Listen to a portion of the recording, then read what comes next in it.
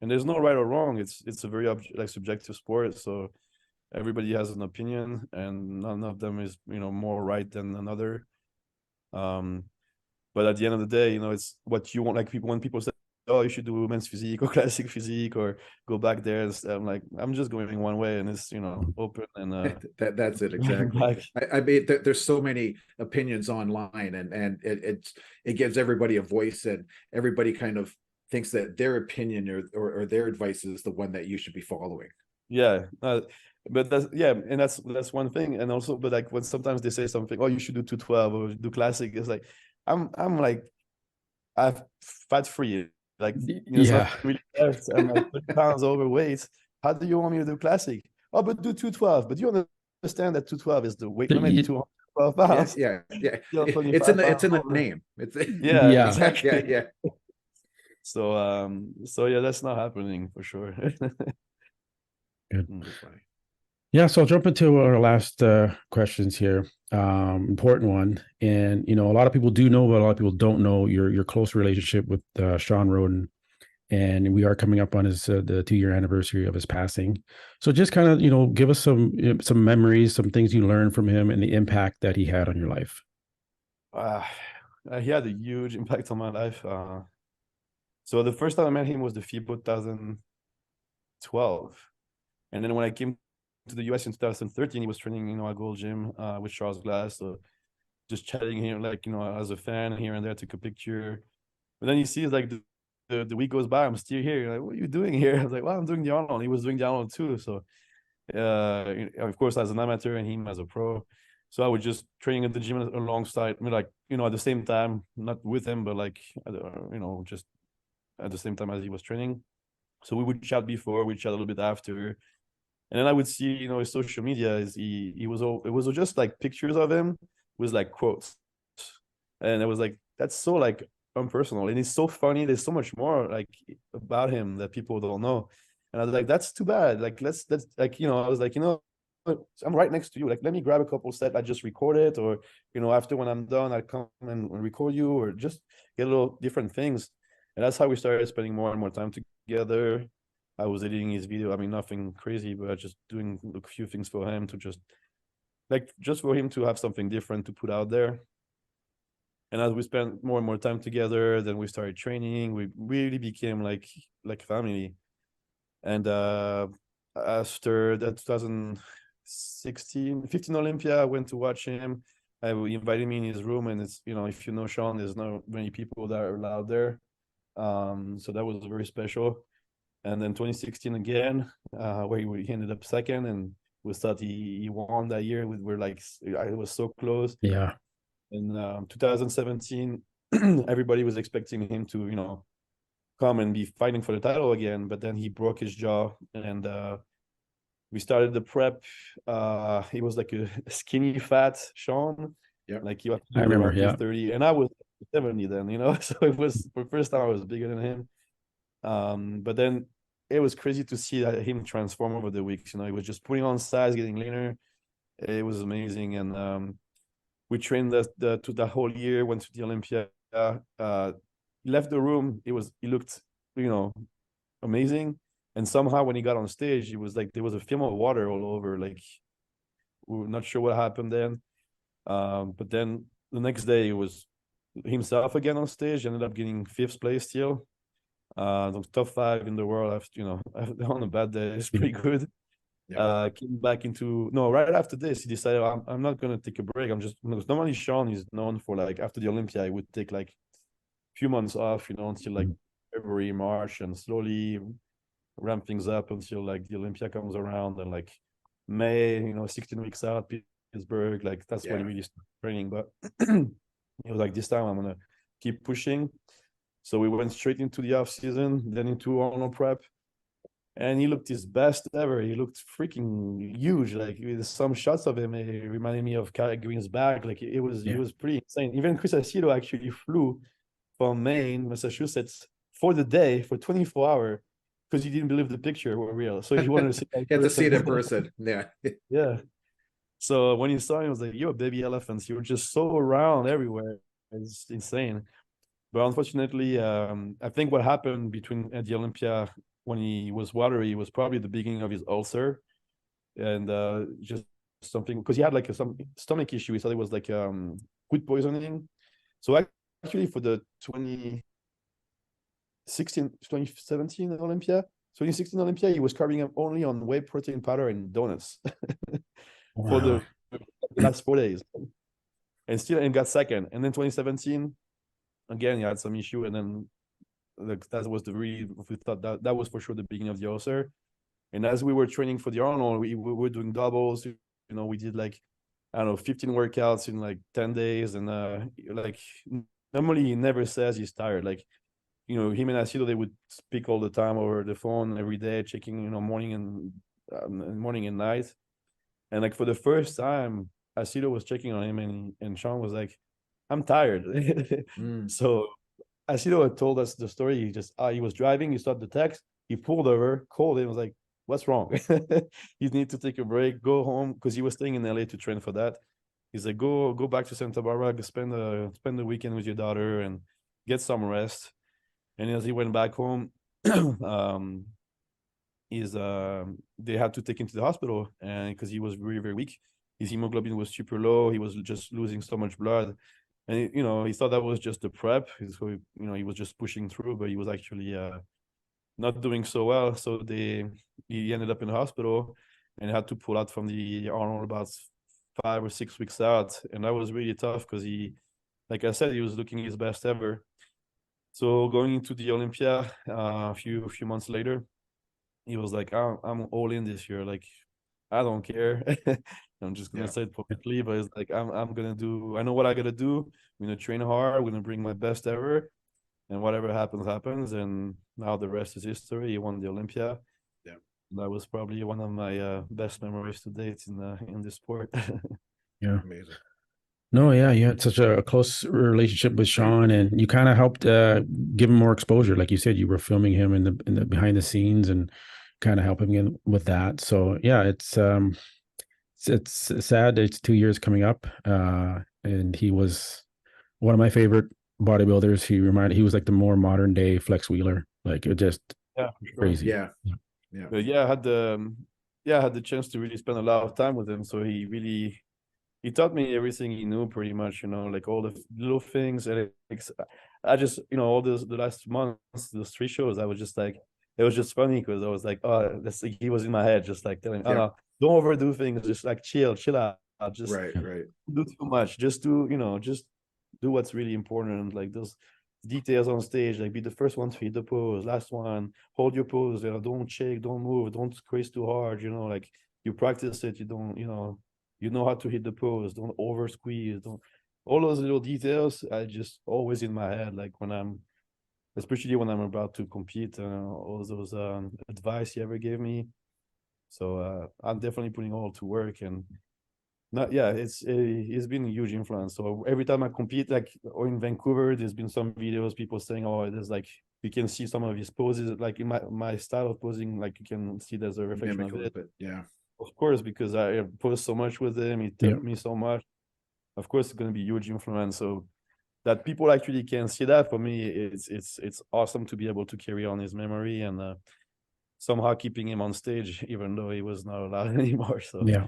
And I think you're going to do that by you kind of getting up there on stage, and I think you're going to, like you said, keep his memory alive through that and through your actions and through your competing, and I think a little bit of him is always going to be with you, obviously, and you're going to be able to share that to the rest of us. So I think that's fantastic.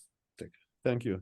Yeah, that's definitely, like, I always dreamt to like get on stage with him on the Olympia stage and share that stage with him, and unfortunately we didn't get to do that. But like, yeah, every time I step on stage, I carry everything I have with him, like we're like usually wearing one of his jackets, I'm usually have some of his shirts, it just like, for me, it's just having him with me. And I think, it just gives me even more purpose into, what I'm doing, because I'm passionate about this for sure, but having this on top of it, it just like, I don't know it just amplifies it to the nth degree type of thing for you. So and it, I think it gives you perhaps even more meaning behind everything that you do now.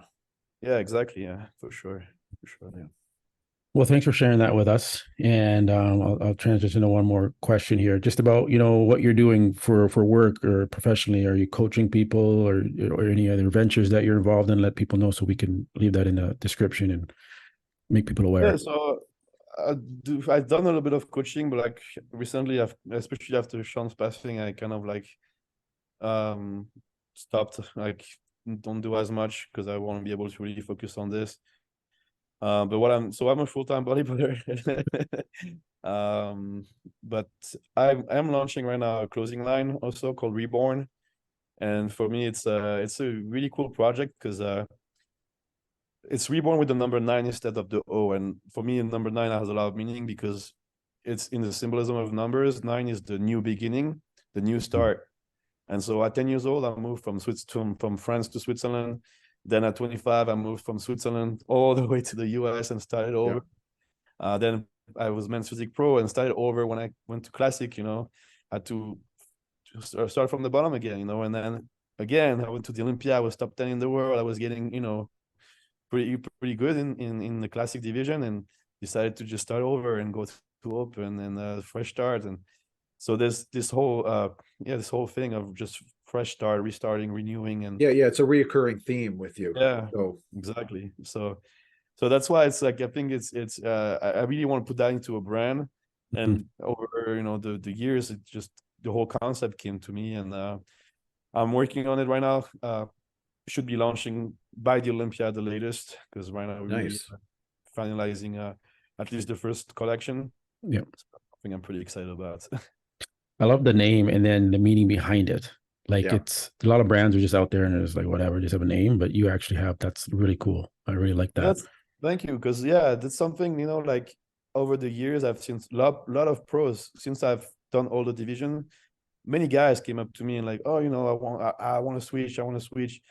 3-4 years later, they're still not switching because they're afraid of, like, they're doing good in the sport, but they know they can't really progress anymore, but they're trying to still hold on to that. And I'm like, you should do what you enjoy. Doesn't matter if you're doing good or not, because if you're enjoying what you're doing, you're going to end up doing good. I believe so, at least. And so that's kind of what I want people to understand to the brand is just like, don't be afraid to start fresh. If there's something, lots of people reached out to me from Europe, like, oh, how do you make it to the US? I'd love to live in the US. I would like to live in California. I would love to live in Las Vegas. Yeah. How do you make it happen? I'm like, just come here and try. Just do it. Yeah. There's no one road. There's no secret. You just have to, take the first step and just have faith. And every time, there's an opportunity, just seize it. For myself, when I came to the US, I just came, with my savings. But like the first day I was there, I got super lucky and I met Jay, which I met the first time in 2010 when I was just before starting college. That was like someone I really wanted to meet because he was like, I don't know, it was an idol for me. It was like, bodybuilder is just like, he does everything perfect, and he was sharing a lot of stuff before social media was like on forums online. So I mean, it was someone that I knew a lot and learned a lot because he shared a lot. So I wanted to meet him, and I got the chance to meet him. And then so when I came back in 2013, he was just after the Olympics. So the first time was like 6 weeks out from his last title, and the second time was just 2 weeks after his last Olympia. And I was doing legs first day at the gym, and he arrived on the legs. Like, how many more sets do you have on the leg press? And I'm like, well, 3. But like, if you want to work in, please do. So we did, actually. And Dave was, speaks French because he's French Canadian. Yep. My English was pretty bad back then, so he had to translate everything. But Jay really wanted to understand, so he was asking Dave like to translate. And we did the whole workout together. Dave put me on muscular development on the video they were shooting. And then at the end, Jay took a picture with me and put it on Twitter and was like, good luck at the muscle conference. Man. Yeah, so I was like, wow. Yeah, that's perfect. And so what I was getting to is so Dave was telling me tomorrow I'm going to interview Dexter Jackson if you want to come to the store. And I was like, yeah, of course, I'd love to meet Dexter. So I came to the store. I met the owner of the store too after Dexter's interview. And the owner, we just chatted for a while. And he was like, hey, how do you think, how would you like to work here? I was like, wow, I'm not really allowed to, but I'd love to. And so he paid me under the table for a few months. And but that was an opportunity for me again. Like instead of spending my savings, I was able to make money that was, paying for my food, my training, whatever I needed at the time. And so that was like the first opportunity that was like, okay, that allows me to be here a little longer if I have to. And then you know what? A few weeks later, Jay was checking on me because he always check on everybody. He knows everything that's going on. So you're asking Dave, oh, is Stan still there at the store? What is he doing? And Dave was like, yes, he is. And he's supposed to go back just before Christmas. They had the Fit Expo beginning of January. And Jay was like, oh, but if you're still in January, would you like to help at the booth? So when you said that, no question. I was like, okay, I'm postponing my flights. Oh, 100%. I'm definitely you're sticking around. You're sticking around. For sure. And then when I did that, that's when I met the guy who decided to sponsor me. Then I went to the Arnold, got my pro car, so then I was able to stay and then switch to classics, which the rest you already. But yeah, you're always in the right place at the right time. Yeah, and all of that wouldn't have happened if you didn't take that first step at trying to make that new beginning for yourself and throw caution to the wind and actually go for something. So phenomenal, Stan. Thank you. But the thing is, that's why I'm telling people is like, you should take everything that's go toward the direction you're trying to go. Like if it's not exactly there, but it's like still, toward right. Yep. Take it, you take it. Go more closer. You get a little closer, and then you can jump off and switch lanes to it, right? But at least it's moving in the direction that you want to go. Yeah. And then you can kind of steer yourself over and jump lanes to the exact direction. So yeah, I'm with you 100%. Yeah. So that's kind of what I'm trying to now communicate throughout this brand, and that's why I'm really excited to launch it. And I've seen like those last few shows between Orlando, Vancouver, and Chicago. There's a lot of people who've been seeing, who I've competed with, with it like pretty well now, and like rooting for me, and it's really exciting. And I just want to encourage others to do the same. And even if it's not in bodybuilding, what I'm saying is just follow whatever your heart tells you, what you like to do, what you enjoy doing, and good things will happen. Yeah, awesome. Good advice, good motivation, man. And so we usually wrap up the show with Fast Five, just 5 words that we ask, and you just have a 1-word response to that. So, okay. So first word is Arnold. Next show. Okay, Arnold Schwarzenegger. Golden Era. Okay, Golden Era. Vancouver, since you were recently in Vancouver. Good time. Good times. Okay. It was cool to be with Hassan because he was in Vegas for a while, when I moved here. So being able to battle it out with him and having a 2-day show, I don't know, it was cool to have I had a good time in Vancouver. Yeah, what do you think about the 2-day show setup? That was my first time doing that. I actually really enjoyed it because you do your thing and then you just go home, rest, and be fresh for the finals instead of trying to stay around and kind of you sweaty, you're sticky. So you can get a good shower, be really fresh, and back for the finals. That's a good point. Yeah. Okay. The classic physique division. 1 word. 1 word.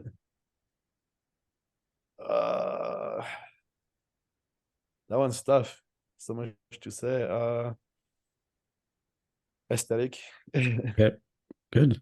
And then we'll go with men's physique division when we'll all start out there.